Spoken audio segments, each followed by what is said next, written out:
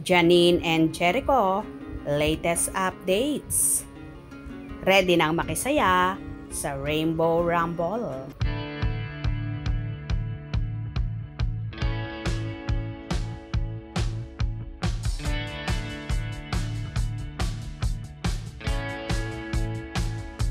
Makikisaya nga at maglalaro ang ilang stars ng Lavender Fields sa Rainbow Rumble hosting by Luis Manzano. Ang mga kapamilya stars na sina Jericho Rosales, Janine Gutierrez, Chino Crab at Bernard Palangka. Tigil muna sa giggle moment ang mga stars at mag-chill at magre-relax muna sila sa nakakatuwang game show ng bayan. Hates me, but not as much as I hate her. Oops! Pahinga muna sa gantihan. Dahil ang cast ng Lavender Fields ang bibida sa rambulan. Anong bandang nag-anunsyo ng kanilang retirement ayon sa kanilang frontman na si Chris Martin? Samantala, ipinakita naman ni Janine ang galing niyang mag-martial arts na pwede nga raw sumabak sa action, movies or series ang actress dahil bagay daw ito at may ibubuga rin ang multi-talented TV host sa maaksyong labanan.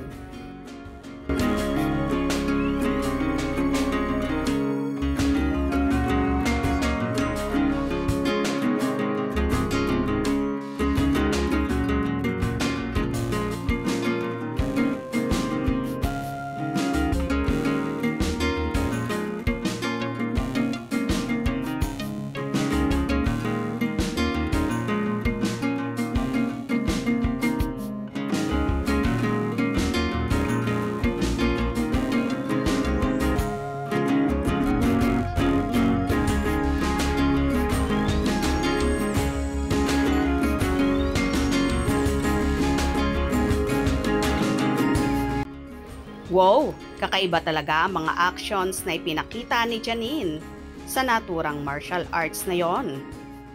Anyway, so happy naman ang cast ng Lavender Fields na nakigulo at nakisaya sa Rainbow Rumble. Samantalang nagbahagi rin si Jericho Rosales sa kanyang Instagram ng share, help, donate para sa ating mga kababayan na nasalanta ng bagyong si Christine.